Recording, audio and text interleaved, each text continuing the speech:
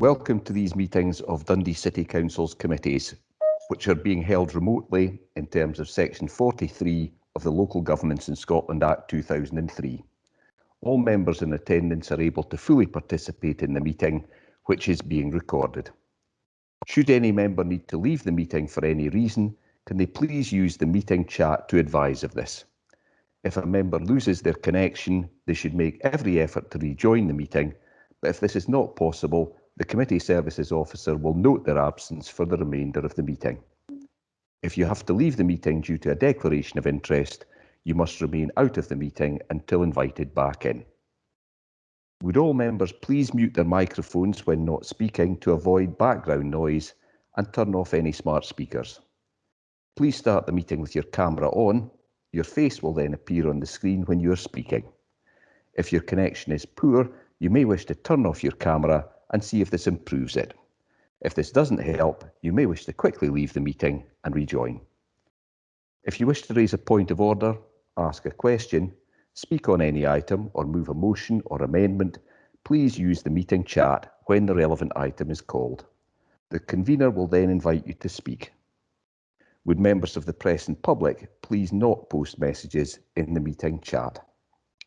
Where any items are for noting, or where there has been no disagreement expressed, the convener will call for any member who has a contrary view to indicate this through the meeting chat, otherwise the item will be agreed.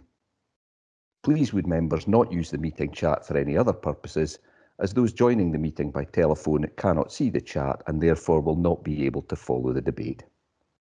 Although we are operating in a different way, this is still a formal meeting of the committees, and the required standards of behaviour and discussion are the same as in a face-to-face meeting. Standing orders will apply to the proceedings, and the terms of the Councillors' Code of Conduct will also apply in the normal way. Does any member have any queries regarding this procedure? There are no queries, convener, so I will now ask the Committee Services Officer to take a roll call for the minute. Thank you. Thanks, Roger. Convener. Present. Councillor Alexander. I'm here. Deputy Lord Provost Campbell. His apologies. Thank you. Councillor Cordell. Present. Councillor Dawson. I'm here. Councillor Flynn. Good evening, present. Councillor Lynn.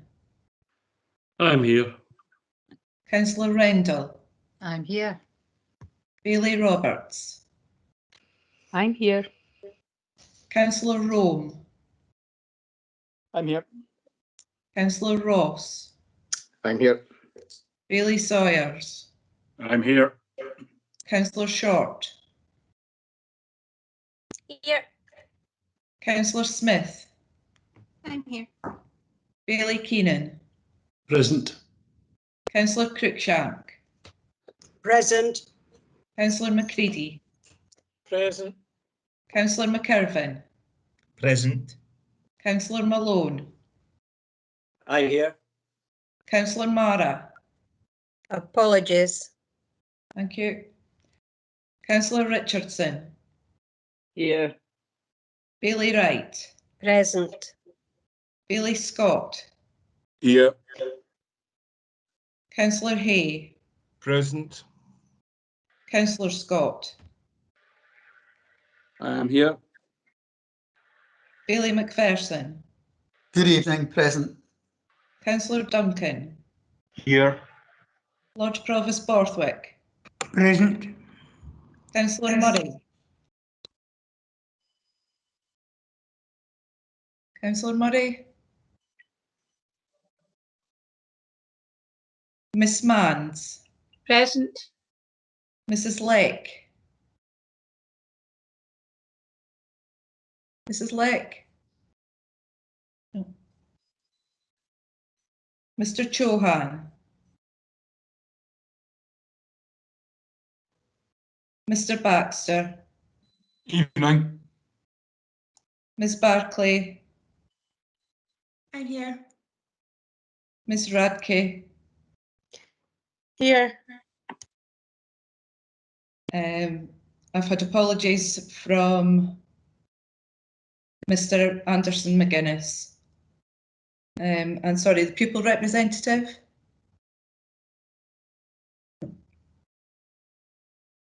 Thank you. Okay, thank you, Arlene. We'll just make a start with the business then. Thanks. Item 1, declaration of interest. Are there any declarations? No. Don't see anything.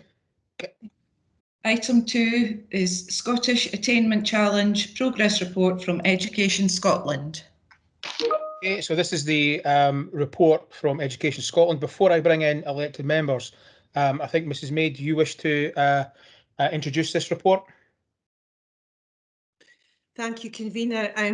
And in case anything else goes wrong, can I say I've just been knocked out my internet and I've just come back on. So fingers crossed I can do this and get through.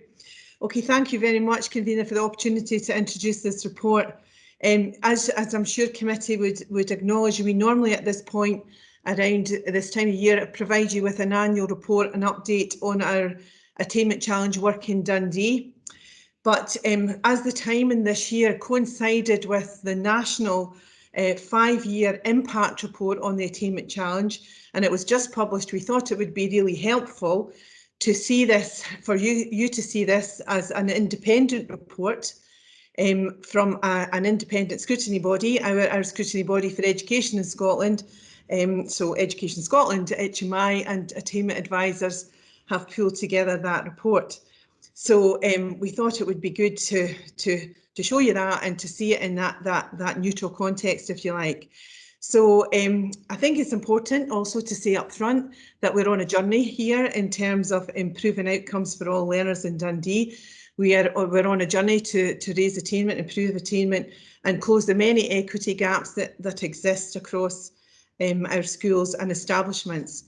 However, I think it's also important to say up front that this is a very positive report reflecting our very good progress so far. And I think it's helpful to draw out some of the themes and the overarching strengths that are mentioned throughout. Leadership is essential to this, and leadership has been highlighted as a strength and a strength at all levels, demonstrating that commitment to this work of the Attainment Challenge in Dundee across all establishments and at all levels. So that important shift that we've made over these first 5 years of the Attainment Challenge to move from targeted schools and targeted nurseries to making this the core business for all educators and all establishments in Dundee. And I think it's important to congratulate that shift, that culture and ethos shift that's happened to really look at systemic change in that leadership, with everyone sharing that moral purpose and that commitment to that. And that came through this report, through the various focus groups that were involved in discussions across the whole of the city's education establishments. So that moral purpose to really raise attainment and address the inequity that exists. Other strengths highlighted worth mentioning is the quality of the professional learning that we've provided for our teachers to help our staff and all of our colleagues in our schools to improve the practice. We have set up a pedagogy team to support that. We have what was described by HMI just last week in our inspection of our alternative certification model, a data literate workforce, because of the huge investment we've had in providing better and more up-to-date and accurate data for all establishments and helping our young people to get the best opportunities for improvement through the data literacy of our colleagues. We've also, another strength which I think is really important to highlight, in Dundee, we were the only local authority at the start of the challenge to include early years, so that early intervention right from the outset. And the partnerships that evolved there across all of this, the challenge work, but in particular that great partnership with speech and language therapy in our early years to improve the early acquisition of vocabulary and numeracy for our small children, which is then evidenced through the improved CFE results going into primary. We've also seen some significant improvements in supporting the health and well-being of our children, and one of the measures that we can evidence that is through the drastic reduction in exclusions. Over time, we've seen improvements in literacy and numeracy at SCQF level 5. We've seen improvement at our 5+ awards at level 5, and certainly we've seen improvements in our higher results as well. Again, the narrative here is there's always more to do. There's always headroom for improvement, and we are absolutely on an improving journey. And the important thing is to say that this report validates and verifies that we're getting it right and we're doing the right things, and we need to continue to embed that. I think it's important to look at the diagram 1 in section 2 of the document, which really shows the extensive amount of evidence that's gathered to feed into this report. It's not just looking at one set of data, it's looking at a wealth of evidence across the piece. And I think it's really good to see some of the strengths in the case studies, in particular, that we're not just focused on our children in schools, but the work of our school and family development workers, reaching out to communities and families, supporting there too. The other case studies that you'll see there, these are all exemplifications of national good practice.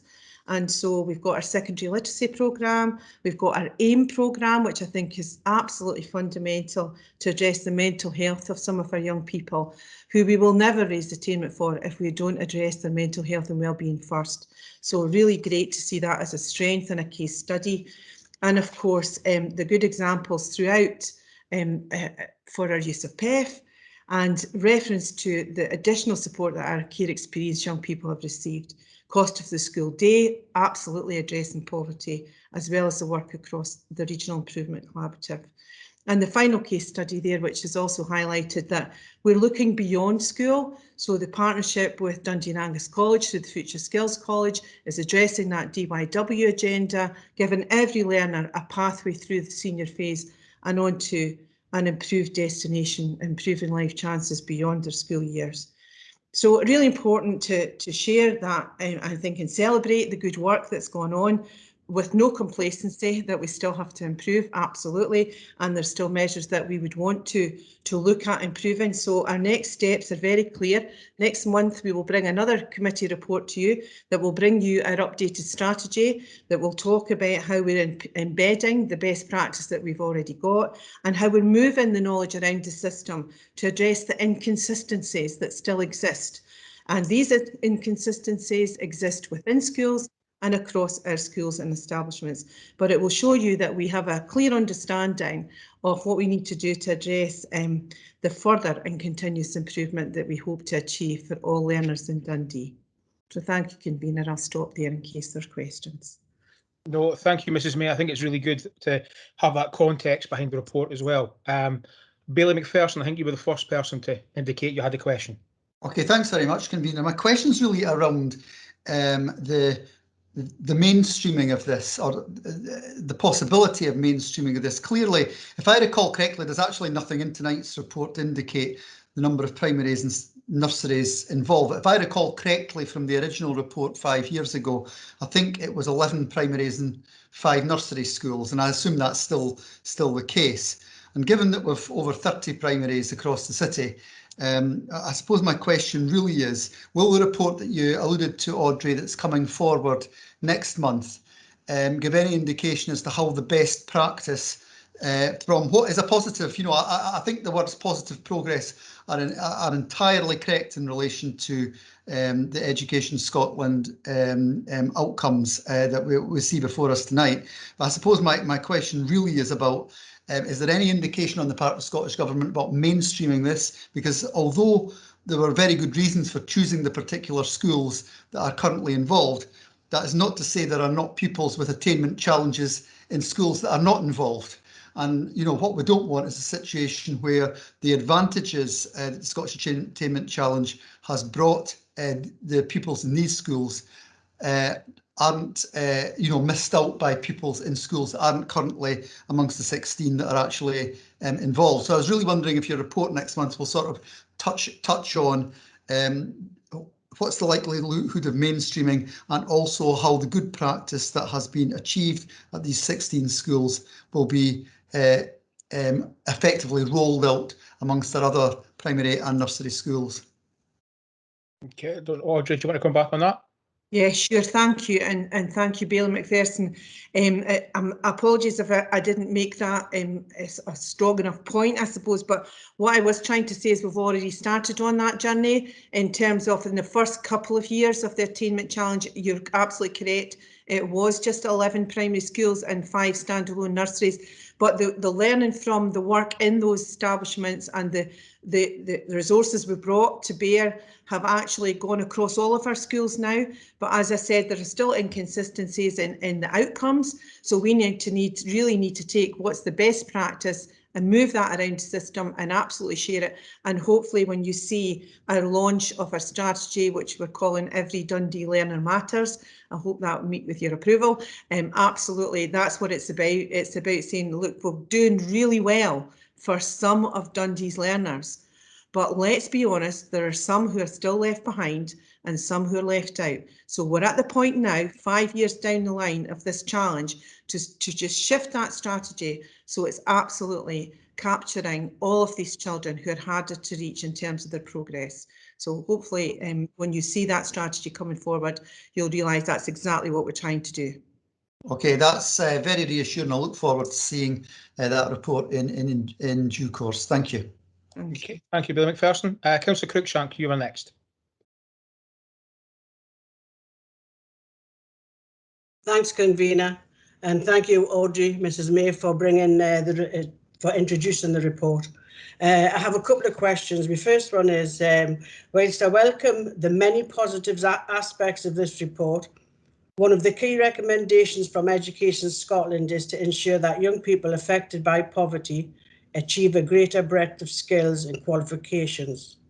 The effects of COVID-19 have made this challenge even greater. Can you outline what plans are in place to meet this challenge?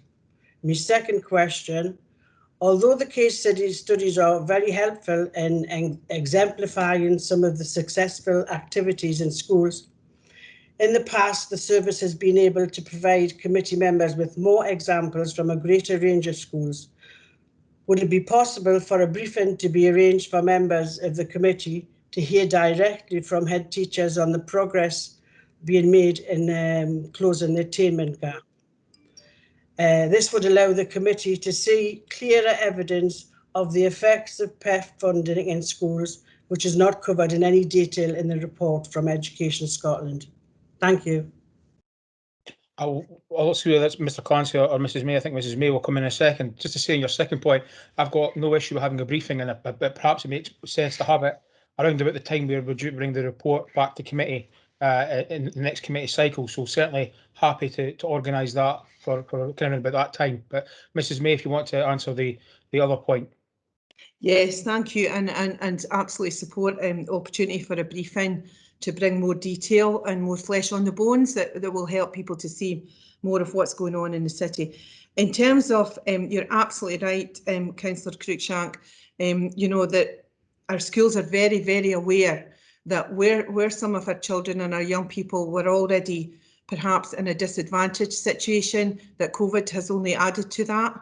And so one of the things that we spent a lot of time over the lockdown and through the recovery part of our pandemic is really to be looking at bringing all of the knowledge that we have around our children and families. So as an integrated service, we've worked very closely with our colleagues in social work and so on to just look at where the issues are for our families and to get partners to support that. So that's been a theme right since the very first lockdown, when we really looked at targeting children and families for the places, for example, in our hubs and so on, our community support centres. But as we've returned to school, there are two key questions that we're asking our schools to look at, and if you I'm sure you did at the time, but it's maybe not fresh now. All of our guidance to our schools and our nurseries when our children were coming back in were about putting health and well-being front and central. Absolutely, you know, that make sure our children, because you know we knew this was going to be this had been such a challenging time for our children. We were able to track them whether they were engaging online through their continued learning or not, and we knew that there were some children and families who were not engaging, and we were reaching out to them and finding different ways to support them. So the first question and the first priority was to settle children back into school. and nursery and secondary school to make sure that in terms of their health and well-being, they were feeling safe and secure and back into the establishment, and re-establishing rules and re-establishing just routines and settling them far more important before we start the learning.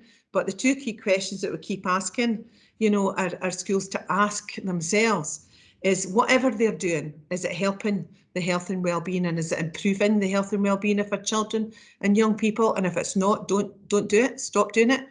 And if what you're doing is improving the learning for our children and well-being, great, keep doing it. If the answer is no, stop doing it and look at what else we need to do. So these are central themes that we're asking all of our establishments to look at all the time, but especially, and since we've returned from lockdown and bringing children back in different stages over the last number of months, the health and well-being aspect is absolutely front and central, because we can't do anything else if our children don't feel safe and are not settled back into their schools.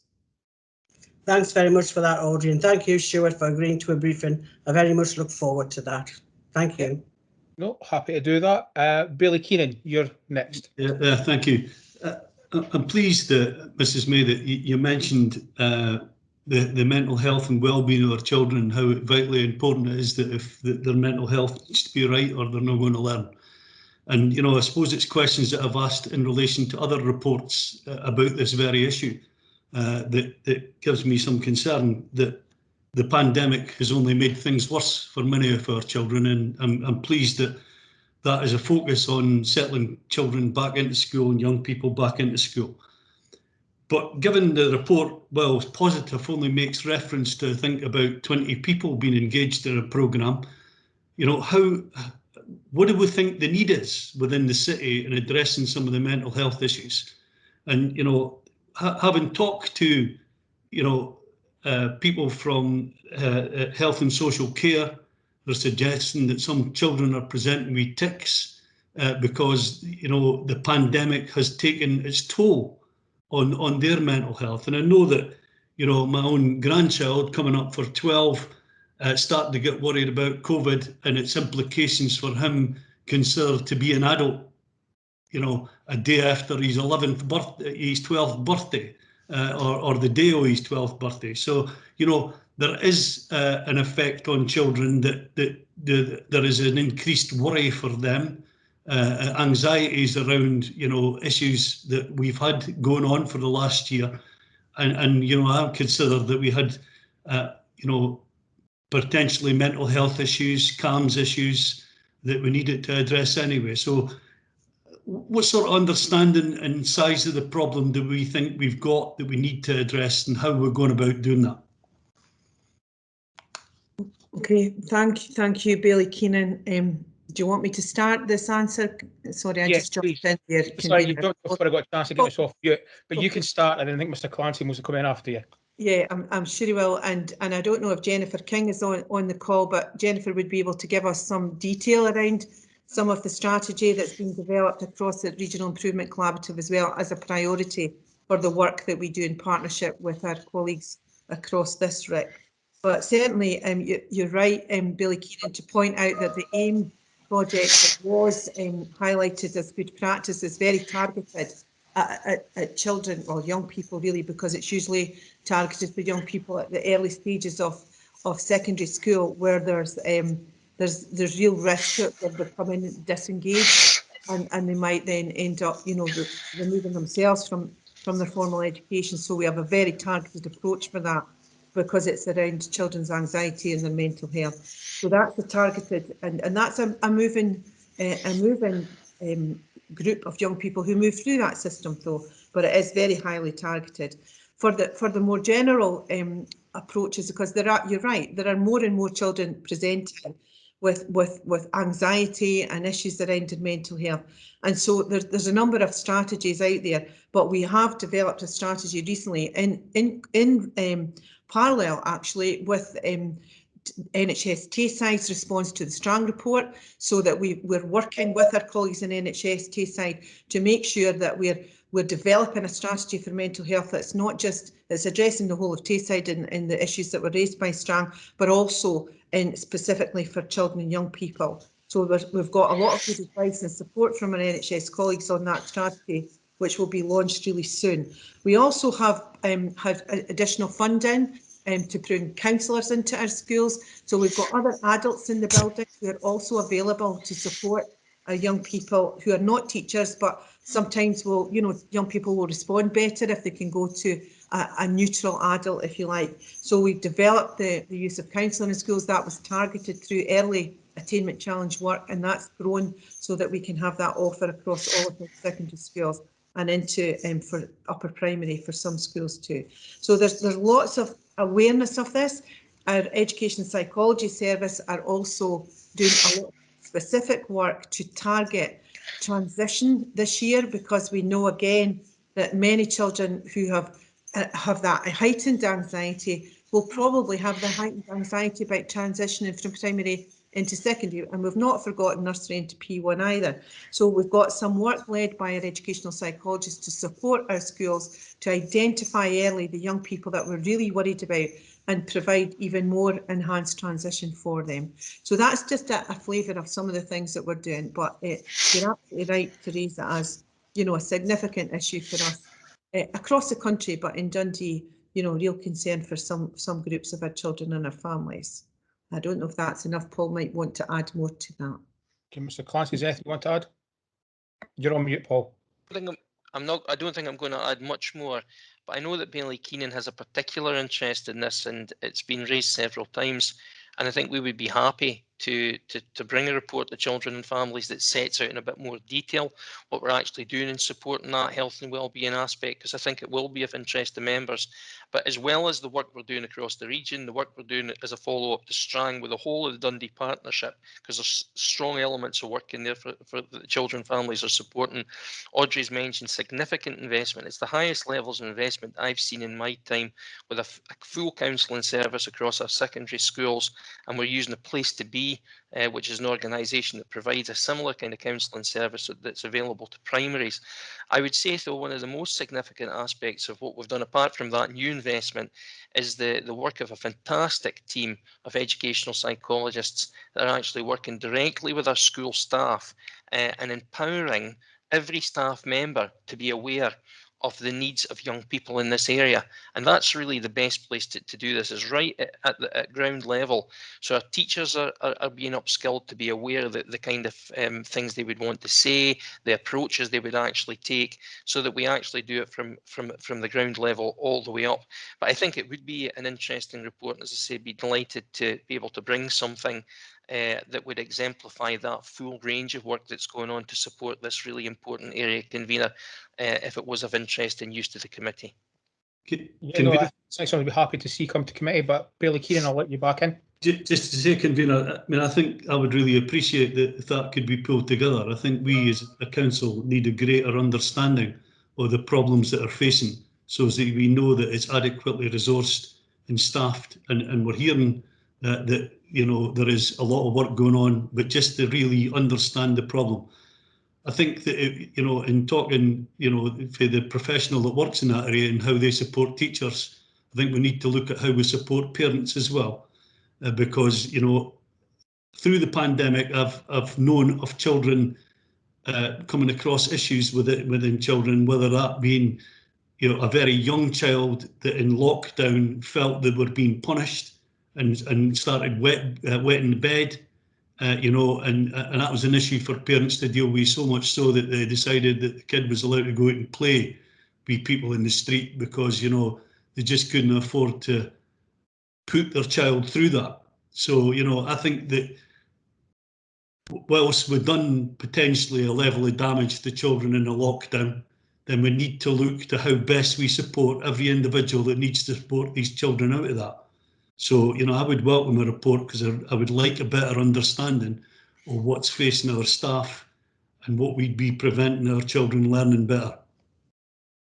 No, absolutely happy to have a report like that come back to committee, and probably when we do that as well, like we said in the room, we'll probably have a elected member briefing as well, so we can go into a bit more depth rather than just have a committee report that comes to committee. And I think you make some valid points about how we support parents as well. I think that's a key thing that we need to think about as we go forward as well. So more than happy to do that. I see the next question is from Councillor Smith. Thanks, Convener. I just really want to welcome this report. It's a really good independent report which shows that a lot of progress has taken place since the attainment challenge was introduced. My question is just really around, you know, are Education Scotland going to continue to monitor the progress that we're making? Okay, don't know whether Mr. Clancy or Mrs. May would just answer Yeah, that. just to say they certainly will be. It's part of ongoing monitoring from Education Scotland. It's a significant Scottish Government investment.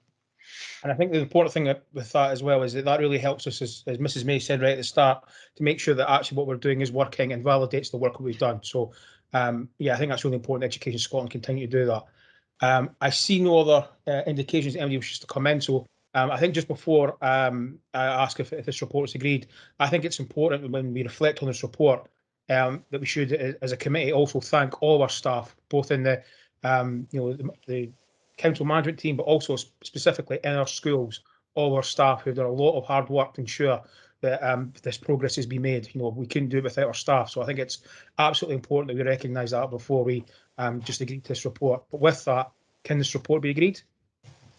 Okay, I see everybody nodding, so that's the report agreed. Okay, Arlene. Item 3, school terms and holidays 2023-24 and 2024-25. Okay, I think this is pretty self-explanatory about what this report is. Councillor Cruikshank.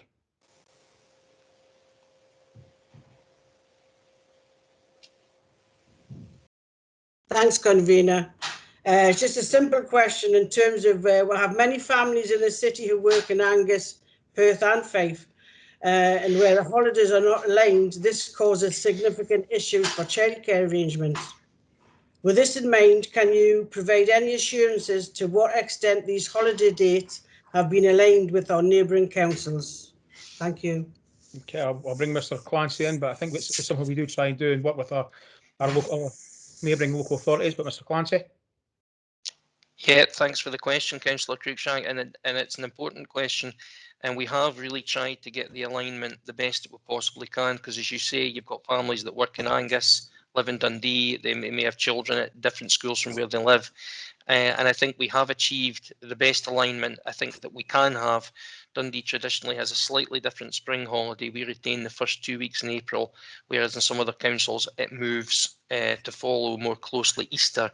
But apart from this, the rest of the dates align, and we have tried to align where we can the in-service days as well to get some regional work that goes across. So there has been quite a bit of work put into this to try and align them, to give you that assurance. Thank you. Okay, with that, can this report be agreed? Agreed, okay, and I think that's the business, so thank you all very much. Thank you, Convener. The next committee is the City Development Committee. Good evening, everybody, and welcome to City Development. I think we're ready to go. I don't know who's from Committee Services doing this tonight. It's me, Arlene. Arlene. Okay. Yep. Just get started then, Arlene, if that's okay. Okay. Item 1, declaration of interest. Are there any declarations? No. Item 2, new roads, road construction consents. This is for noting. Clear what it says. Any comments? We'll take that as agreed. Okay, thank you. Item 3, Civic Government Scotland Act 1982 street names. These are for approval. Yeah, just a number of street names. Is anyone any comments? Nope, that was agreed then. Thank you. Next one. Oh, sorry. Someone's put their hand up. Councillor Short. Sorry, are we on, Billy? I just wanted to welcome Billy Mackenzie being remembered. I will forever remember Billy standing in the corner of Fats Arms in East Berry, and he gave many of my generation the opportunity to be and think that we could be something like a pop star standing in Fats Arms, and I think, you know, just having something there to remind you of some of the kind of wonderful things that have happened in the city and some of the incredible people, and I keep saying to people, Billy Mackenzie, and they say who, so I kind of show my age with the Fat Sam's references and the Billy Mackenzie, but those of us who are perhaps of a certain age, I can see smiling across the screen because we do remember him well. And I'm glad that when people go by, they will remember just what a wonderful, unique and inspiring character that he was. And yeah. Oh, sorry. I think I've lost you there, Councillor Short. Oh. I don't know if you're finished or not. Yeah, I was just talking about Lion Street in the Crypt. So again, for those who know the references, they know the references. But thank you very much for this. I appreciate it. All right, thank you. Councillor Sawyers. Thanks, convener. Councillor Short makes some good points, and I'm probably aware that younger people in the city might not be as au fait with Billy Mackenzie and his great musical talent as others of a certain age. Will there be just a simple plaque to explain to folks who Billy Mackenzie was and the great contribution he played to the arts scene in the city? I also don't know, but I'll pass on to Mr McNaughton. Maybe he has some feedback on that. Yeah, thank you, Councillor Sawyer. We'll certainly consider that and we'll advise back. Thank you. It's maybe something that the Stopdog Forum actually put this name forward, rightly so, and I really welcome that, being a worldwide music icon he was. Maybe the forum might want to actually look into doing something like that in the community, which we would look to support if they would. So I think that we'll take that as agreed this time. Okay, thank you very much. Next, Eileen, please. Item 4, Flood Risk Management Scotland Act 2009, Cycle 1 update and Cycle 2 consultation. This is for approval. This is just to update members on the status of the ongoing actions contained within the 2016 Tate Estuary Montrose Basin Local Flood Risk Management Plan. Bailey Scott, please. And over the years, I've highlighted to the department a number of areas in my own ward that that surface flooding because the drainage is overwhelmed in those locations. And each time I've been told that these will be attended to via the integrated catchment study eventually. So I just wondered whether there was any indication from this that would give me an idea as to when I might find that these areas are at last attended to. I think Mr. Mullen's on the meeting tonight. If James either, can you maybe answer Billy Scott? Maybe he's not. No, I'm here. Thank you, convener. Yeah, just in response just to Bailey Scott's question. Yeah, you're right in saying that the integrated catchment study has been progressing. We've been sort of currently reviewing measures across the city to try and reduce the risk of flooding within the area. A lot of modelling work is now complete, and we're looking at a lot of optioneering work as well through the study. And I think what we can maybe do is look at that area with Scottish Water and partners to see what we can take forward. It'd be something I'd be happy to discuss further with you after the meeting or beyond. Thanks, James. Billy Scott, you okay? That would be very helpful, thank you, and happy to hear that it sounds as if it's imminent that something might be done. Thank you so much. Okay, thank you. Can I take that report as agreed? That's great, thank you. Next, please, Arlene. Item 5, Broughty Ferry Flood Protection Traffic Management Scheme Order 2021. This is for approval. Some support proposes alterations to the weighting restrictions by the introduction of a one-way system to accommodate our new cycling and walking infrastructure, which is associated with the flood prevention works in that area. Anyone, any questions? Nope. Can I take that as agreed? Take that as agreed, thank you. Item 6, Spaces for People 20 mph zones Order 2021. Just saw questions come up. This related to this item, Billy McPherson? It is indeed, yeah. Okay, Right, thank you. Just in case I was jumped in too early last time. Space for people 21-hour zones is quite straightforward. Temporary trial was over a number of zones within the city, and we're proposing to make them permanent. Billy McPherson, please. I've two questions. Firstly, just a comment to say that the feedback, I would say, from constituents in the West End regarding the Perth Road district shopping area, Perth Road lanes out to as far as sort of South Tay Street has been pretty, I would say, very well received actually, and I think works well. My first question, however, is in relation to enforcement. Now, I've raised with our local police covering the West End Lochee the need for enforcement. I think the table 4.3 does rather flag up that there are a number of locations, one of them being in the West End zone outside Duncan and Jordanston, but also there's two in Douglas where the mean speed is over 20. And I was just really wondering if officers can confirm that they themselves also raise with Police Scotland the need for enforcement, because you know, at the end of the day, if you've got a 28-mile-an-hour zone, you want everybody, not just some people, but absolutely everybody, to stick to that 20 limit. Put on to Mr. McNaughton, please. Thank you, convener, and thank you for the question, Bailey McPherson. We do have regular liaison with Police Scotland on the speed issues at various locations. There is a constrained or finite resource from all public bodies at the moment, including Police Scotland, and we undertake speed surveys ourselves, and also collating information that we receive in through inquiries and complaints about speeding, and feed that in with Police Scotland to make them aware of locations which need prioritised attention.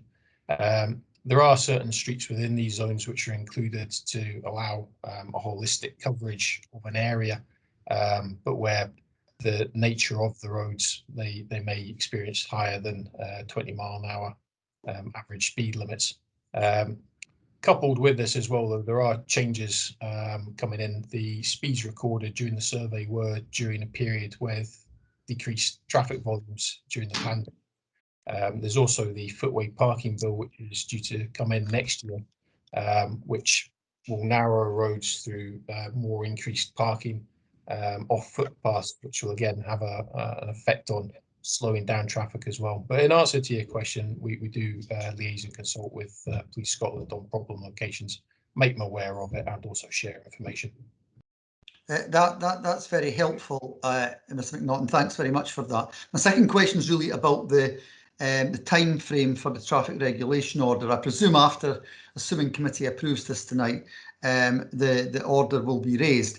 There is always, correct me if I'm wrong, a sort of public consultation aspect. I don't expect we will get crushed in a rush of objections, but you never know. And I was just really wondering if you could give me some indication as to the sort of time frame for that and the point at which it would be finally approved and effectively made permanent.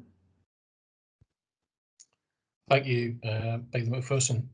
We'd be targeting 9 months, subject to there not being any objections. If there are objections to the notice, we'll bring a report back to committee to advise and decide about whether or not to proceed. But subject to there not being any objections, we'll be looking to conclude the process from now for the next 9 months, which would include for the consultation period, making the orders and and implementing the scheme.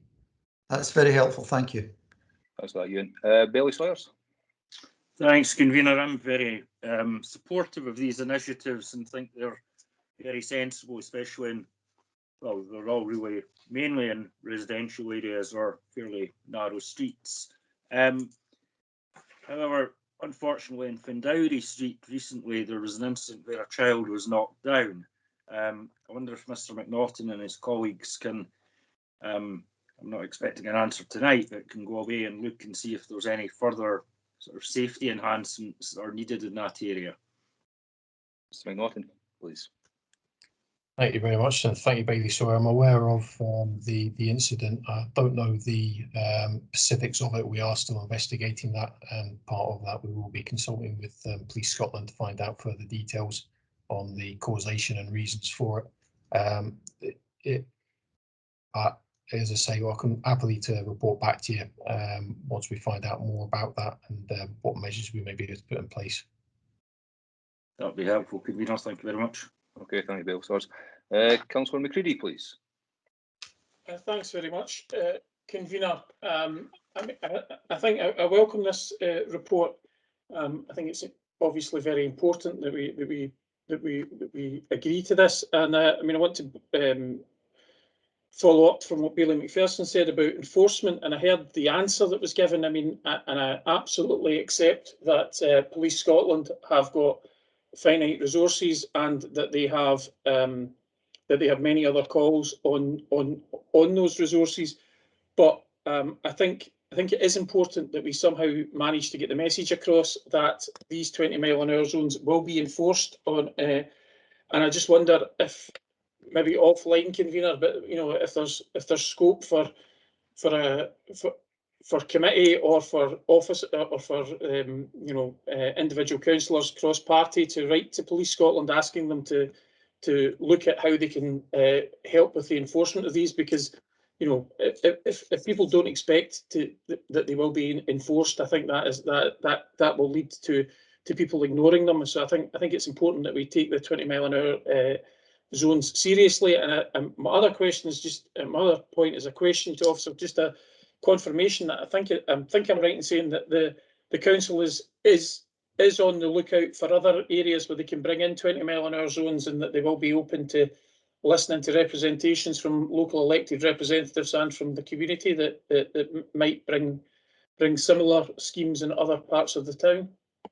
Thank you. Your first point, Councillor McCready, I'm quite happy to join you in a cross-party letter to Police Scotland and asking them to ensure that we actually get as much enforcement as we can within the area, within their resources. I'm quite comfortable with that and quite happy to do that with you. I think I'll pass on to Mr McNaughton with regards to your second question. Yeah, thank you, convener, and thank you, Councillor McCready. We are working, it's in our service plan objectives for the current years to produce a programme for future 20-mile-an-hour sites. We have received in already historically through requests with community groups and liaison a number of very suitable schemes. So we've got the start point for it, but we're going to expand that for a programme for further coverage of 20-mile-an-hour schemes in residential areas in Dundee. Thanks. Thank you. Let's come back in, convener. Thanks very much for support for that, and we'll be in touch about that. And thank Mr McNaughton for the response. That's very helpful. Thanks. Okay, thank you. Councillor Duncan, please. Thanks, convener. Just a quick comment. Mr McNaughton and I have discussed these zones, and certainly insofar as my ward, the Ferry, is concerned, I'm very much in favour of seeing these retained and made permanent, and indeed rolled out, perhaps not under this scheme, but rolled out elsewhere in my ward, and I dare say elsewhere in Dundee. He also knows that on the question of enforcement, which others have raised, I actually take the optimistic view that as society comes out of the lockdown and the pandemic, hopefully the police, like any other organisation, have had their work cut out in terms of staff isolating and all the rest of it. And I would hope that as things settle into a more normal pattern, that the police will actually be better able to enforce these zones. Yeah, thank you for that. Thank you for your comments. Billy Scott, I think you're next. Yeah, I think there's been a general welcome of these reduced speed limits, and I raised it at Broughty Ferry Community Council last week, and they were supportive of making the 20-mile-an-hour speed limits in Broughty Ferry permanent. But I noticed in the report there that the speed data for Broughty Ferry is not included, and I did ask if I could have those figures from the department, but they've not been supplied yet. I'm assuming that there's nothing suspicious about it not being in the report, and that the average speed that was recorded in Broughty Ferry was similar to the ones that were recorded in the Perth Road and Fintry and Douglas areas. Mr McNaughton, maybe you could answer that one, please. Yeah, thanks very much, and apologies Bailey Scott that we have to provide you with those figures. We will certainly get them to you. There isn't anything suspicious in the figures, the speed surveys recorded. Again, the Broughty Ferry area particularly, the zone for it lends itself better to 20 mile an hour in terms of the existing traffic speeds as well. So what I should say is we did have implementation of pre-trial traffic information recording the speeds, and they were in the criteria for 20 mile an hour zone implementation before we implemented it. So again, the roads were reviewed and selected, and some omitted from the scheme on that basis of information. So we weren't actually expecting anything untowards to come out of these speed surveys anyway. Okay, thank you, well, Scott. You okay with Thank that? you. Yeah. Yeah. Can I ask that's maybe sent to all the members in the Broughty Ferry ward, if that's okay, Ewan, once you put them together? That would be fantastic. Thank you. Can I take this as agreed? I can. Okay, thank you very much. Next, please, Ali. Item 7, City Centre Strategic Investment Plan Progress Update. This is for approval. This is an update on the progress made developing the City Strategic Investment Plan and provided an ambitious 30-year vision to regenerate the vital part of the city. It includes a summary of responses to the recent stakeholder engagement exercise and highlights that funding has been secured from the Scottish Government to support the development of the plan, including further engagement with the young people in our city. Councillor Malone, please. Thank you, Convener. Obviously, this is an update on a strategic investment plan that's looking from now to some decades away. And I think it's kind of unrealistic for anybody to think that we're going to be able to produce a report that's going to tell us what the city centre is going to look like in 2030 and beyond.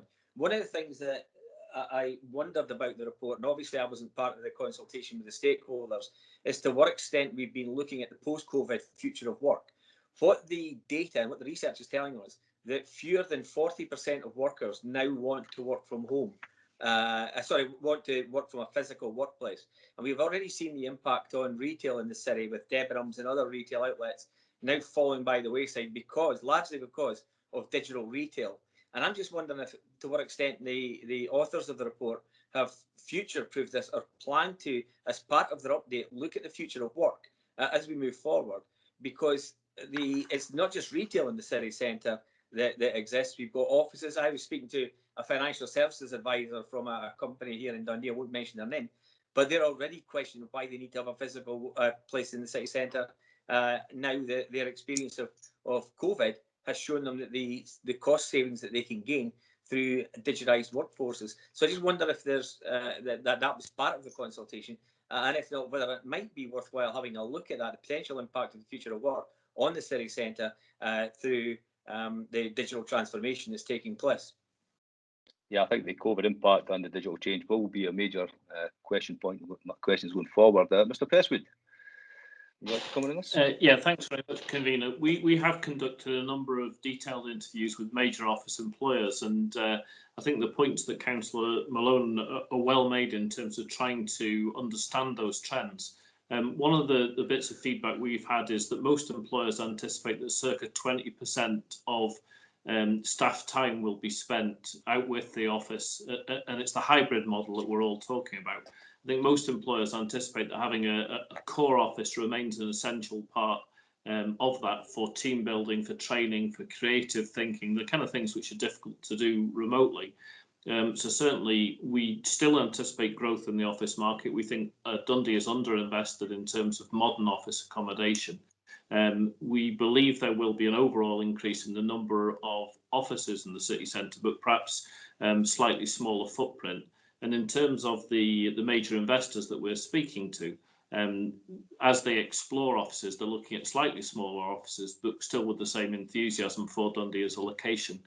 So we will take into account the points that Councillor Malone's taken, but I don't think this means the death of the office or the death of the city centre. I still absolutely believe there will be growth in both.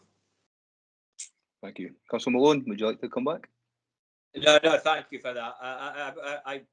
I did think that work that Robin's talked about was going on, but it was just to get some indication. He's given the indication. I think as well that there will be the continued, this isn't the death of the office, but if there's less frequency of location within the office, it means there'll be less people, or fewer people in the city centre itself on a regular basis. But it's clearly something that Robin and his team's looking at, so I'm happy with that.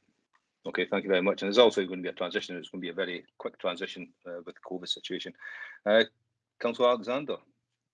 Thanks very much, Convener. Really just a comment to welcome this report. I think it's tremendous to see this coming forward. I think we've all got a shared ambition in terms of the regeneration of the wider city centre. There's been extensive work, obviously, on the waterfront, and that will continue to extend further into the city centre, and this plan will be a really important component of that. I think the other thing just to say is, you know, even the small amount of funding that we've managed to obtain through Scottish Government, I'm really proud of the way it's being deployed, involving young people in their vision for what they would like to see in their city centre going forward, utilising empty shops, looking at the expertise, the knowledge that exists in the city, the creative thinking that exists in the city, bringing them into use, and hopefully with a renewed focus to see how we can potentially develop opportunities for the future. And I know that's something that the department and yourself, Convener, are very heavily involved in and taking forward. So I'm looking forward to seeing what comes back through the work that has been identified in the report. I think the level of ambition is abundantly clear for all to see. And there's also huge opportunities. And this strategic plan, of course, underpins a series of different work streams, from looking at how we increase the population within the city centre, increase housing within the city centre, how we help hospitality and retail, who have, as Councillor Malone said, faced significant challenges over a number of years pre-COVID, but that has been exacerbated. And also looking at the emerging opportunities, I suppose, from an environmental perspective, how we greenify our city centre, how we repurpose that with a renewed focus on green credentials, creating both opportunities but also a much more engaging environment. So for all those reasons and more, I think this is a really good report. It will be a living, breathing document, because again, as Councillor Malone says, things may well change in 5 years' time, 10 years' time. None of us thought we would be doing a digital meeting, you know, a year and a half ago. So it has to be living and breathing, and I'm very confident in both you and the Deputy Convener, and also in the wider department in terms of the work that I know has been undertaken in the background. So thank you. No, thank you for your kind words. Councillor Rendell, please. Thank you, Convener. Yeah, just like to echo Councillor Alexander's comments, and I do think we've got a little bit of an advantage in Dundee City Centre because it's already quite a sociable place. Doesn't matter when you go down the street, you'll meet somebody, you'll bump into them and have a chat. So I do think, you know, we've got a good chunk of it pedestrianised already. It's a nice space. And I think getting more people to live in the city centre is obviously the key to this. It was just a question on the stakeholders who were consulted. There was 2 or 3 that I thought were missing from there. Maybe it's a case that, you know, we haven't managed to get in touch with them, or we're still to speak to them. But, you know, on the periphery of the city centre, Dundee Industrial Heritage with Discovery Point and Verdant Works, Dundee Science Centre and the Unicorn. I wondered if they'd been consulted or are still to be consulted. Mr. Hamilton, I think you may go on the call. Thank you, Convener. You want to answer them? Certainly, I think the list of stakeholders that's included within the report is a snapshot of time. Certainly, the organisations referred to by Councillor Rendell, they have been involved in discussions, and there are further opportunities for more engagement in the future. So we want to be as inclusive with all organisations as possible, but I'll certainly make sure that those 3 organisations, and indeed any others that we can think of as we go through this process, are given the opportunity to have their say. That's great. Thank you for that. Thank you. Thank you. I think we get as many stakeholders as possible involved, that will actually make the output a lot more evidence-based. Councillor Rome, please. Thank you, Convener. It's not a long point, but I just felt it was really necessary to thank officers for all the time they put into this. I think it's easy to forget, and you can't overstate the amount of demands on the time of officers in city development, and indeed every department in the council. This is a really great report. It tries to future-proof, as Councillor Malone mentioned, and it's worked through a lot of different things. And there's been a lot of budgets, money's being available quickly, having to move at short notice. But I think they've put a power of work into this, and I think it's a really good document. And I think we should acknowledge that. No, thank you very much. I think everybody should acknowledge the fact that all the employees of the council have done an excellent job over the last 14 months, and I know all Hard City Development have been working in the background with many things. So you're absolutely right. Councillor Lynn, please. Yeah, what's happened in the city centre over the course of the pandemic has been of great concern to me. The loss of the anchor store of Debenham's been an example, and other well-known retailers. I got an email just this afternoon saying that there was another large retailer with a presence in the city centre potentially closing their store in Dundee. So that's the gloom and doom part of it. But I think we're ahead of the game here, and looking forward many years ahead in terms of what we want from our city centre and what it can offer to visitors. And although I might sound pessimistic, I'm actually not pessimistic about the future of the city centre, indeed the city as a whole, because of this work that's going on, and because of, let's not forget, the Eden project is on the horizon.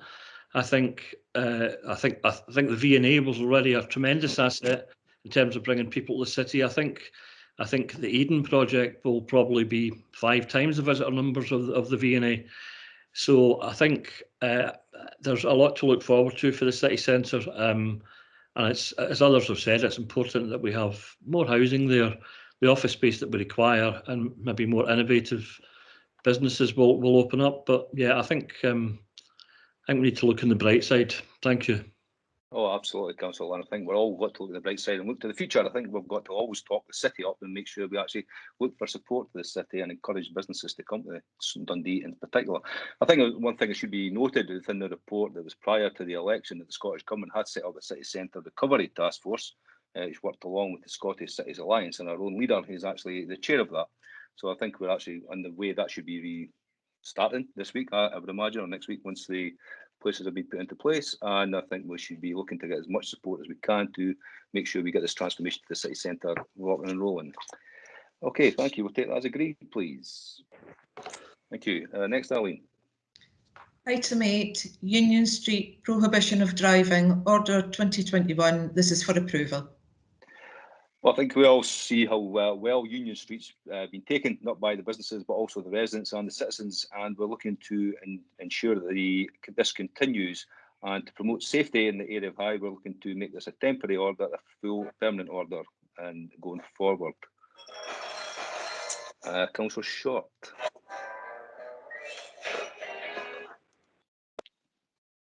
Councillor Short. Yeah, thank you, convener. Just obviously wanted to welcome the changes that we've seen in Union Street, and soon to be followed by those in Craigie and Eliza Street.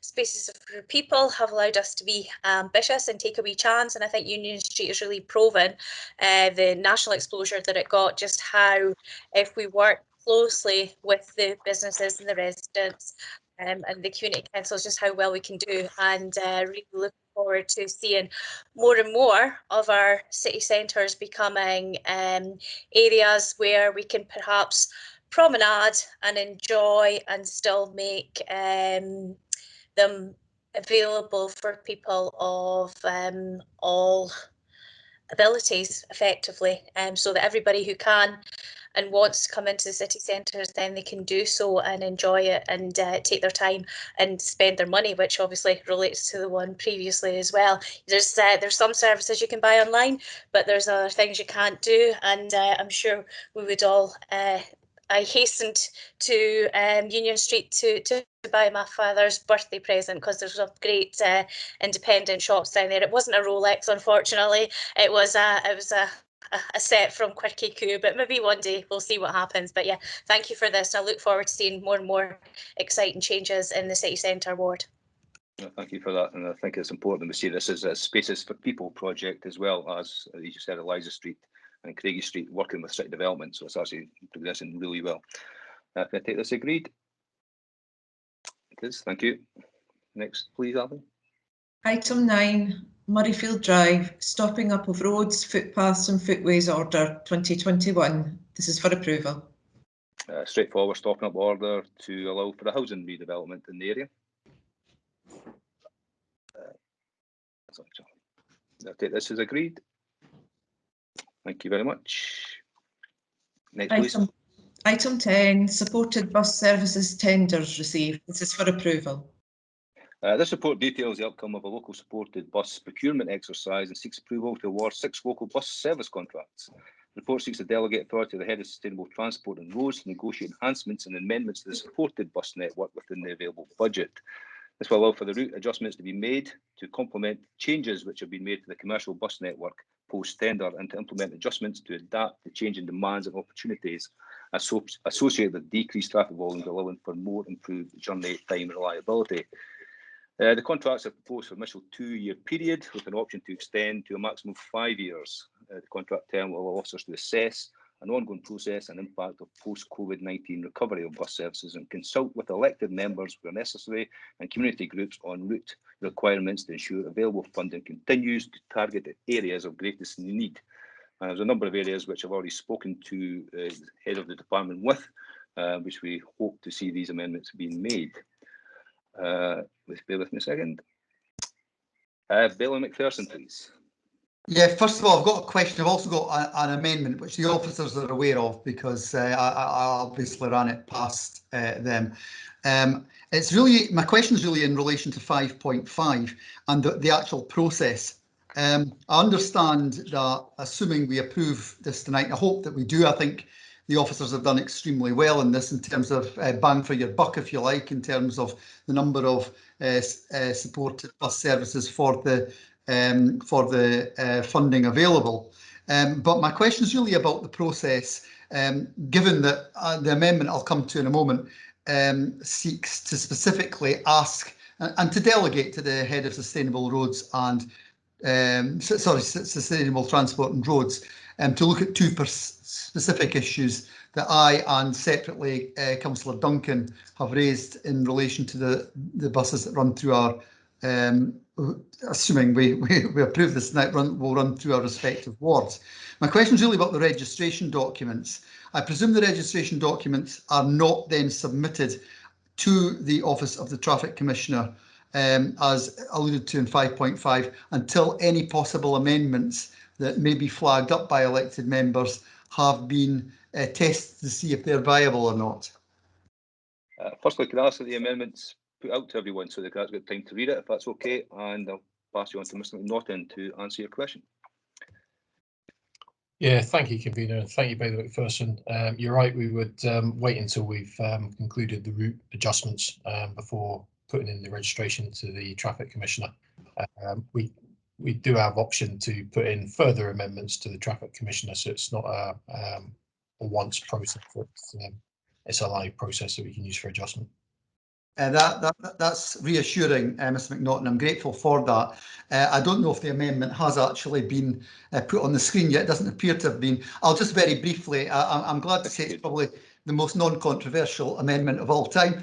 But basically what it does is slightly amend recommendation B to request, and this comes as no surprise to officers because I and separately on the second part in the amendment, Councillor Duncan have been engaging with Mr. McNaughton regarding a couple of, and they are tweaks, a couple of tweaks. I'm not going to refer to the second one. I'll leave that to Councillor Duncan as it affects his ward.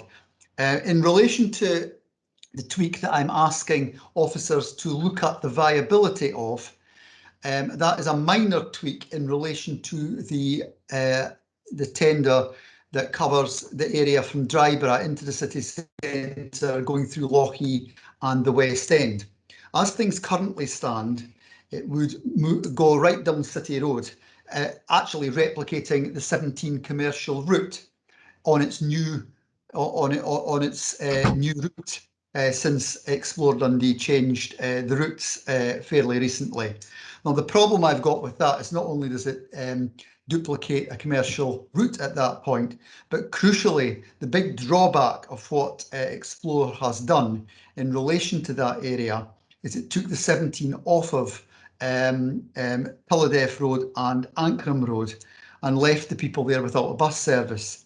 I'm particularly concerned about the sheltered tenants who live in the Morven Terrace and Ancram Place sheltered housing, because they've got a fair wee walk now to get to a bus.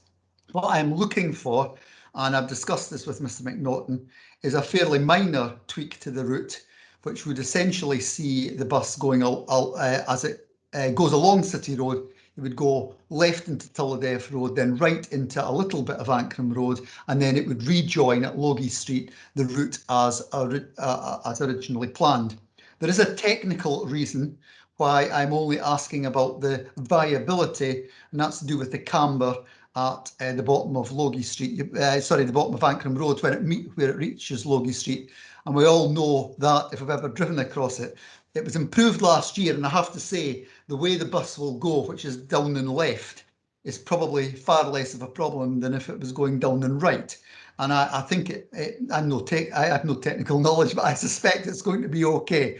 But Mr McNaughton did indicate to me that they would do a test run with the bus in question once it's awarded, assuming committees are prepared to do so, to look at that. So that's specifically what I'm asking for, specifically the committee delegates looking into that in relation to the route that passes through my ward.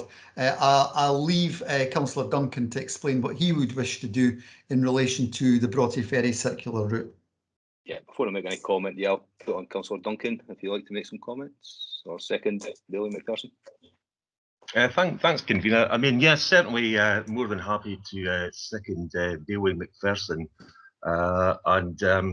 Just briefly in relation to the issue in my ward, the report describes the service, the Broughty Ferry circular. I think it's the 206 service, and I'm particularly keen, as the head of Roads and Transportation knows, because I've been discussing this with them. I'm very keen indeed to see a bus service actually go into the ever expanding residential area north of the Arbroath Road, which is Clearwater, Ferryfields and Balgillo Heights. And on the basis that, you know, nobody's got a monopoly of wisdom, I'd really be very grateful if perhaps Mr McNaughton could set up some sort of meeting with myself and my ward colleagues to discuss how best this might be affected. But the main thing is, I'm very pleased that it looks like that one way or another is going to happen. I mean, we talk a lot on the council about modal shift and, you know, 20-minute communities and things like this, and I think it's therefore very important indeed that this ever-growing community is served by a bus. Thank you for that.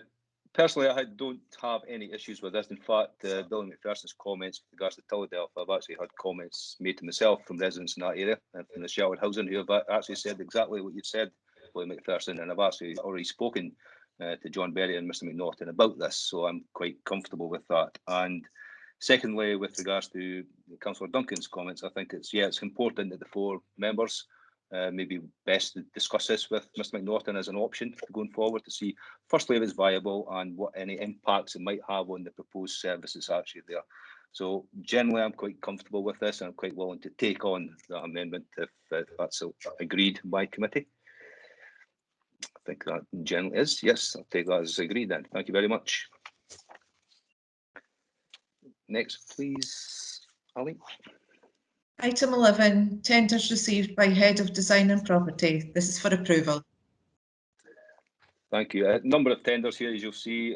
One's the main community extension, upgrade of existing areas of Mill and Mains Primary School, re-roofing and refurbishment of toilets, primary schools cross country, country.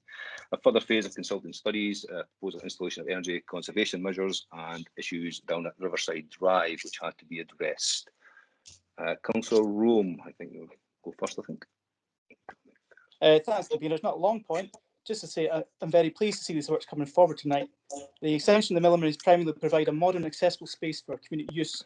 And the improvements that are being brought forward, including the boilers, the kitchen facilities, and the new roof coverings, will be better for the environment, as well as being a fantastic resource for local groups. I'm hoping that we can get a unanimous decision on this and back these improvements to all the school estate tenders that come forward tonight. Thank you. Thank you. Thank you very much for that. And I would hope this gets passed as well for the same reasons. Billy McPherson. Thanks. I have two questions. I'll maybe touch on Mill of Mains firstly, because I've been contacted, and I think some other members have been as well, by the Mill of Mains Pavilion Group, who I don't think anyone would have an issue about a quality new community extension. I think, I concur with Councillor Rome in that respect. However, they have concerns in relation to the practicalities, given the location of running their food bank, their youth and children's groups and their OAP lunch club, with the proposal coming forward. From what I understand, they've told me they raised a significant six-figure sum for porta cabins, basically in the area of the original pavilion, but the council refused access to the land in question. And they were also interested in the property attached to the sheltered lounge that is currently empty, because they feel that would be very helpful in relation to their localised activities. And again, that was refused. And I'd just be grateful for some clarity from officers, because I've only heard this from the Millmains Pavilion Group. I'd just like some clarity from officers about the situation regarding both the porta cabins land and the property adjacent, or I think it's actually attached to the sheltered lounge. And also, if we can get some assurance from the officers that are rising out of tonight, there will be some engagement with the Mill of Mains Pavilion Group, because quite clearly it appears to me that they have some concerns. Thank you. Mr. Presswood, would you like to comment on this, please? Or in fact, yeah, go ahead, first of all. Neil Martin is on the call and probably is closer to this than to me, but from my perspective, probably the issues that are raised should really be raised with housing and communities, because the initial work in exploring the various options, I think, was led by housing and communities. But perhaps Neil can come in and share a little bit more. Neil, if you come in on the actual tender that's in front of us, please, if that's okay. Sorry, Convener, in terms of the tender, you're looking for some more detail on Bailey McPherson's query with regard to the pavilion? Well, Bailey McPherson was asking about the community and whether they'd be involved in the discussions with what's been planned, and also the porta cabins, which I do believe is probably a different department. And but if you feel you can answer the question, feel free. Yeah, in terms of the tender tonight, Bailey McPherson, there's been good positive consultation with all parties, from the school, the community council rep within neighbourhood services. We've worked in collaboration with them, and there's been a lot of communication with the stakeholders in the area to actually look at the accommodation that's going to be joined to the school and the adjacency of the spaces and how they're going to operate, which is no mean feat when you're designing, and particularly designing an extension against an existing building. But in terms of what's now been potentially approved tonight, I think is a real positive step for all the stakeholders in terms of how they're going to utilise that going forward. Could I just come back and say, I've asked something specific that I don't know the answer to in relation to the concerns regarding porta cabins land and the property attached to the sheltered lounge. Now, I appreciate Mr. Martin may not be in a position to answer that, but what I would ask is if officers can, and not just to myself, but circulate to the committee some feedback on these aspects, the engagement that has taken place, and an assurance that the Millmains Pavilion Group will be fully engaged going forward. I notice, however, Mr. Simpson has his hand up, and I think he might be able to assist us in this regard. In fact, I'll go to the man at the top here. Mr. Colgan's got his hand up, so let's go there. Thanks, Convener. Just to say, I can give Bailey McPherson that assurance that if Mr. Simpson cannot answer the two specific questions that have been raised tonight, we will circulate responses to all 29 elected members so that you're fully aware of that information. Convener, if it's acceptable to yourself, I would like to pass over to Mr. Simpson, who should be able to answer those questions which have been raised. Okay, Mr. Simpson, would you? Thanks, Convener. Thanks, Bailey McPherson. Yes, we have been engaged with the community, as you're probably aware, for a while about the various issues, two of which you've mentioned tonight. In terms of the porter cabin issue, yes, that was quite some time ago. They discussed that with us, and there were inquiries made to City Development around renting a piece of ground to put the porter cabin on. Obviously, quite a complex issue in terms of its permanency and its facilities. That didn't go anywhere. I don't have the precise answer in front of me tonight about the ins and outs of that, but there was an answer back to the community. I know a bit more about the property that you talk about. It's the ex-sheltered warden's house. It's actually attached to the sheltered complex. It is a council house. It's a live council house, if you like. It's empty at the minute, but it was tenanted when it was asked about by the community group. And our answer remains the same, that it's to be let to the next suitable applicant on the waiting list. It's a large property, and given a lot of the pressures that we've had through COVID, I think it's appropriate it's let on the waiting list to the next suitable applicant for housing, as opposed to the community group. But we did relay that answer back to the community group at the time. But as Mr. Colgan has said, we're working on a response to another elected member on the same issue, which will come out once that's been collated. Okay, thanks for that. I don't want to prolong this because I'm conscious that Bailey Sawyers and Bailey Keenan are wanting in. And but what I think, given that I appreciate you don't know all the background regarding the land situation. I think it might just be helpful if something is circulated in relation to both issues. What I'm particularly interested in is what the rationale is in relation to. I understand, we want to let out our houses, but there's a community need. And I would be grateful if something was circulated. I should say, I have another question completely unrelated to this, but as I suspect the questioners coming in, I'll come back later, if that's okay, convener, on the thing that's completely unrelated to the Millamains situation. Yeah, I think the answer to the Millamains question has been given by Mr. Colgan and Mr. Simpson. I think we'll get every elected member will get a note from that. My apologies, I didn't have an email from them, so I was unaware of that comment. I have Billy Keenan. I mean, my question's really about the Millamains issue, because I've also received correspondence from the group that are there. I've got some concern that as a council we've missed a trick for the point of view of engaging with a community if we're going to be building a community facility on the side of a school. And we've put out reports saying that we make improvements by listening to people, and here seems to be a group that we choose to ignore.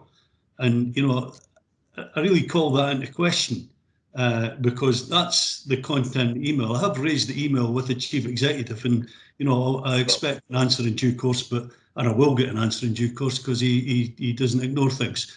But I really question where we are on this one for the point of view. I think we really could have done better because we knew that there was a group that were quite upset about losing the facility that they had and it not being replaced. Okay, I think we've had an answer to Mr. Colgan, as I said, on this, and he'll get back to the elected members on that. This is just a tender document, and we're looking to actually get the tender approved in the first instance, and we will be communicating with the community on that. Bailey Sawyers. Stand in the way of that. Okay, Bailey Sawyers, please. Yeah, thank you, convener. As actually one of the elected members for the Millamains area, just like to comment briefly. There was a pretty extensive piece of consultation work carried out by Mr. Simpson's staff a while ago, and the overwhelming view from the community was to move ahead with a community extension to the school, which is what is being done. And I hope that when Mr. Simpson's putting information around elected members, he could maybe include the results of that consultation exercise, which was undertaken by community staff. Thanks, Bill. So I think he heard that, so I think that'll be included. For the tender document in front of us tonight, can we take this as agreed? Oh, sorry, Bill McPherson, I apologise. You had a second question, sorry. Yeah, it's nothing to do with that one. It's actually to do with the one on page 117, which is the Riverside Drive emergency drainage works to do with the rail line.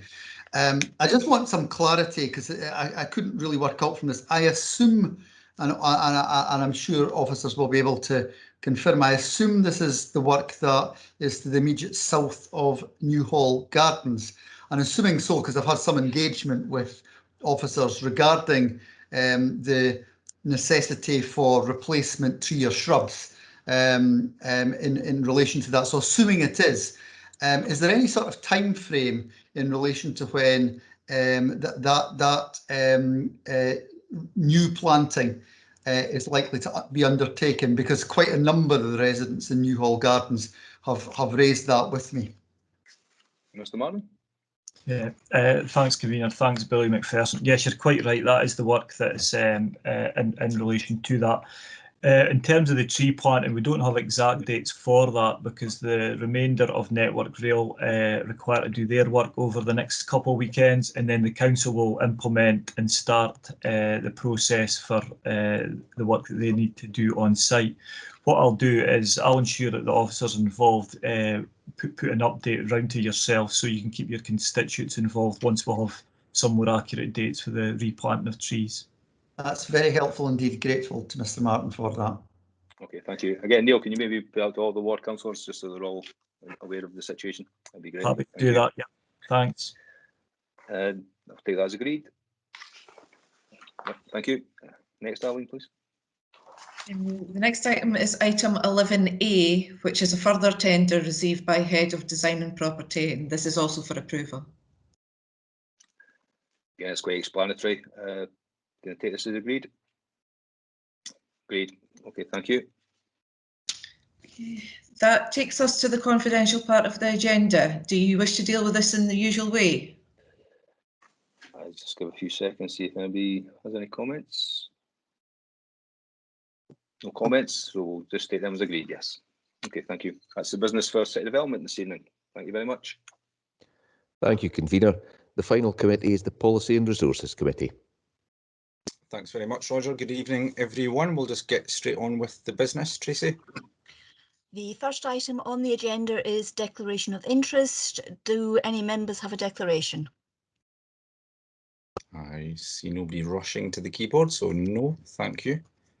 That takes us on to item 2, which is the Gaelic language plan.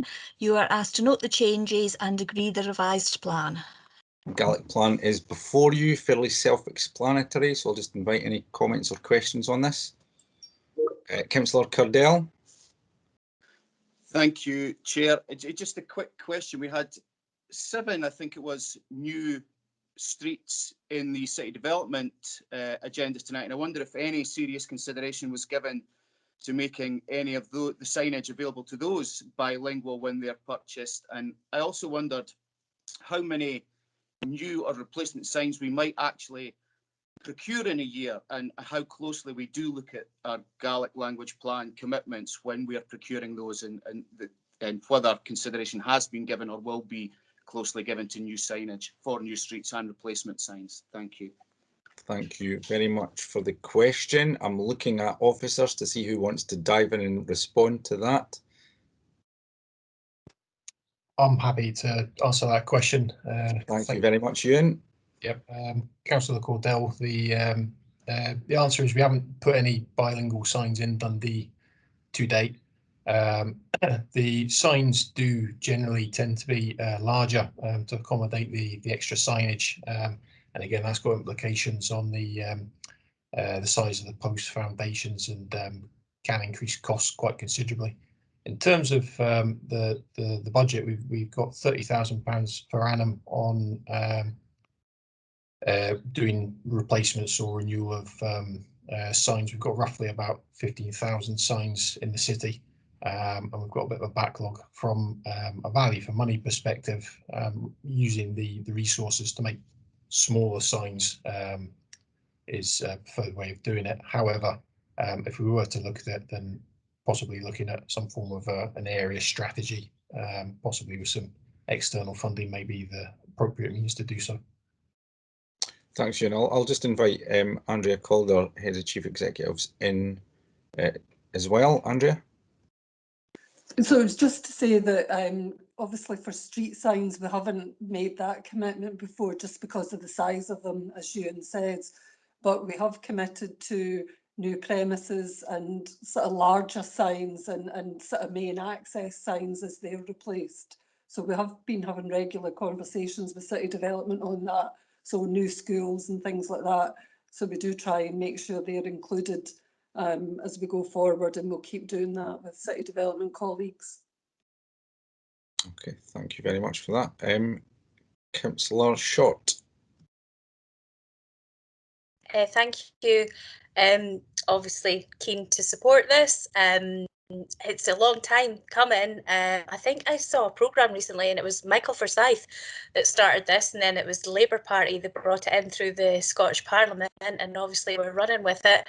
But what I'd really like to see is that language that we all use on a daily basis, maybe some more than others, but the good Scots tongue having the same kind of value across Scotland as well. And I know that there was cross-party sign up to the pledge for the Scots language. So I hope that this is something that we can see to be, as a city, a beacon of Scots language, and be a good place to come and use the mother tongue of the country. And hopefully in a few years we'll be looking at the two different languages coming in a report like this. And thank you, convener. Thanks very much, Councillor Short. Okay, I see no other questions or comments, so I'm going to take this report as agreed unless somebody tells me otherwise. Okay, thank you. Okay, item 3, funding for COVID-19 supports for 2021-2022. You have a report before you. This report is obviously really important to identify the work that's going to be delivered across the city in the coming months and continue that important work in responding to the needs of the city. It advises members of the £1.8 million of funding from 2 different streams made available through Scottish Government to support people in Dundee affected by COVID-19, and that issue will continue to have ramifications and an impact across the city, and it's really important that we recognise that and we're able to identify funding streams such as this to do something about it. You're asked to agree the prioritised areas of the proposed allocations of funding, so addressing food insecurity, fuel poverty, domestic abuse, mental health and wellbeing, digital inclusion and others, of course, as well. So I think this is a really important document. I'm sure we'll all recognise the value of the contributions from council staff, but beyond that as well, all of those members of teams across the entire city who have helped us get through the last 14 months. And I see that Bailey Keenan is first with his hands up. So Bailey Keenan. Yeah, convener, just to make a quick comment, very supportive of the areas to spend. I noticed that there's a bit left in contingencies, and we did have the discussion last time about looking towards a sort of Lord Provost bursary fund to try to engage apprenticeships into businesses within the city. And you know, I'd like to see that progressing, as no doubt you would as well, given that you give the commitment to it. Obviously, if there was that amount of money there, and if we could get officers to look to dig a bit deeper in some other pockets within the council to see whether we can support it a bit more, that'd be great. And I really make the case from the point of view of, you know, younger people being affected more by the pandemic than others. And having spoke recently to a managing director of a company who's saying that next year, well, there's still no out the wood as far as COVID is concerned, and you know, furlough schemes are still supporting employees at the moment. When that ends, it will be a different game, and it certainly looks like that business won't be looking to take on apprentices next year. So there's training opportunities that we need to try to get there and fill that gap on. And I hope that, you know, we'll be able to put something together by summer that would make a real difference, given that a lot of people will be looking towards leaving school and moving forward in a career path. So I'm hoping that we can continue to support that and look to try to take it forward, Convener. Thanks very much, Bailey Keenan. And as I've given that commitment previously at the last P&R meeting in terms of exploring options for bringing that forward, and as I said to the group leaders at our last Friday afternoon meeting, happy to look at what those options are. And obviously there is a contingency here that could well be deployed in looking at additional mechanisms to unlock employment, or at least support employment in the city. So happy to give that assurance here during committee. And as you say, there may well be other opportunities for funding, and I can give you an assurance not only of the administration members but the senior management team are very proactive in identifying the various streams, and they've all been tasked. They've been given homework just this evening, in fact, Bailey Keenan, to explore every sinew and every option in terms of bringing more resource into the City of Dundee across every single one of the themes that we've discussed tonight. So I can give you that assurance as well. So thanks very much for your comments on that. I see. Maybe consider a small prize for who brings the most to give that extra incentive. I mean, a really small price, but I mean, I appreciate it will be judging by bank balance. But thank you for the suggestion, Bailey Keenan. I see no other comments. Oh, sorry, Councillor Short. Sorry, I just obviously didn't want this to pass without paying tribute to all the partners across the city. We are a very small city and a small local authority, and I know that when you go around sometimes, convener, you are there as a smart city, and when you're small and smart and you're making that money work hard for the city, I think it's got to be reflected on the fact that coming together and providing services in the way that we have, we've been able to take the money and the people in the city and do as much as we possibly can. And it's not been unnoticed that people like the Joseph Rowntree Foundation and the Bank of England will come and speak to organisations in the city to talk about how we can come out of this devastating time in a way that working together and working smart can help. So I'd like to pay tribute to everybody in the city and all the communities and the local authority and the third sector for just how open to being swift, smart, collected and genuinely caring that they've been and help and support the citizens across this city. It's just been quite incredible and really makes you quite proud to come from such a place. Thanks very much. Councillor Short, certainly share those comments, and we'll make sure that all of those groups are recognised for the valuable contributions that they've made over the last 14 months in particular. So thank you for that. And with that, there's no further hands. So is this agreed? Thank you very much. That takes us on to item 4, the COVID-19 Recovery Plan Progress and Update. Again, you have a report before you. Again, another important COVID-related report which updates the COVID recovery plan which members agreed in August of 2020. The report includes some revisions due to the second lockdown and it sets out some initial plans for the release phases in line with the Scottish Government strategic framework as well. Reopening, of course, is quite complex and we need to make sure that we're looking across our properties and services to make sure we're doing it in a safe way, not only for members of the public, but of course our staff as well. Members are asked to endorse this report. I'll ask, first of all, Councillor Keenan, Bailey Keenan. Thanks, Convener. Obviously, a lot of work to be done, and obviously we'll not only are we looking for recovery and post-pandemic to our city's economy, we'd certainly always look to improve our city's economy way beyond where it was before, because we weren't in the greatest of place anyway. And I'm just wondering whether officers are able to make any comment regarding how the community wealth building strategy is starting to build. I always think it's something that we need to say to our partners and anchor organisations in the city, that it's an ambition of ours to see monies spent locally where possible. And I'm just wondering if officers are able to make a comment as to how things are progressing at this time, because I believe it is a vital step towards recovery within the city, making sure that we retain most of the finances that can make a difference to creating jobs and wealth within the city. Thanks very much, Bailey Keenan. Just to start off, obviously you'll remember that during our recent discussion on the additional allocation of 1.1 million that came from Scottish Government, we had identified specific funding which would support the work to develop that strategy moving forward. I think it was 30k from memory, which would help us kick that forward and look to bring forward a report which detailed that strategy going forward as well. So first of all, I'll just invite Greg perhaps to come in on that specific point and add anything that you would like to add.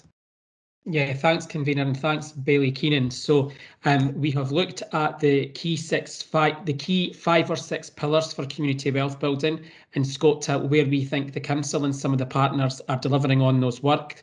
We have now engaged with CLES, who are the organisation who have assisted other councils in Scotland to develop their plan.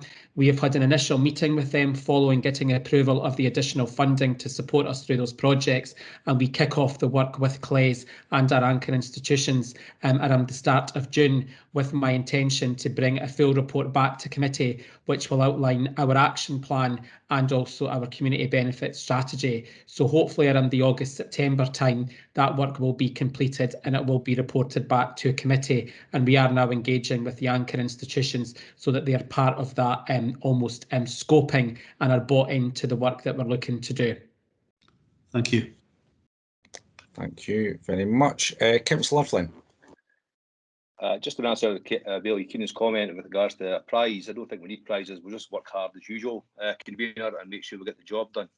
I think with regards to this report, I'm quite happy to endorse this report. I think it's actually a very good report, and we should actually applaud a number of people with regards to this. The officers have done a fantastic job through COVID, and if we look at the business support grants, for example, approximately 56 million has been distributed across the city to businesses to make sure we can support them through COVID going forward and make sure they're still sustainable. And we mentioned in the previous committee the difficulties of the businesses in the city centre, etc. And I think this type of funding and the support to actually make sure this is distributed properly will help us move forward. And I think we should also say thank you to the people of the city. I think they've done a fantastic job in making sure we get the COVID levels down to the levels we are now. We're actually doing extremely well. And I think the Scottish Government reopening plan has really got to be taken on board. And the fact that the people of the city have worked so hard in conjunction with the government guidance has been welcomed. But I think one thing that was mentioned in the previous committee again was the fact of what we're trying to do within the city and the challenges.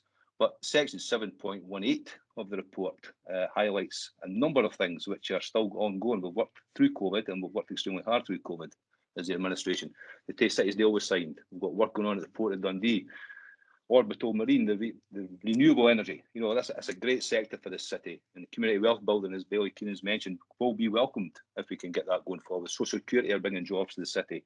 The work that MSIP is doing.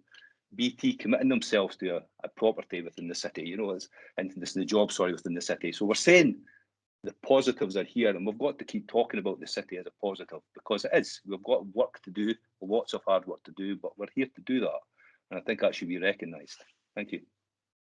Thanks very much, Councillor Flynn. Certainly endorse your comments there, and it's always illuminating in my other role, I suppose, as chair of the Scottish Cities Alliance, to have discussions with the fellow leaders of other major Scottish cities to see how they are looking on Dundee with NVSIs. Now that's of course recognising that we also have some significant challenges to deal with, but I think everybody's comments this evening very clear that the ambition, the determination to do something about them is there, and I think we can demonstrate and point to some specific examples, as you've alluded to, Councillor Flynn, of where that's actually made some significant difference. So a lot more to do, and a lot more that will be done going forward as well. So thank you for those comments.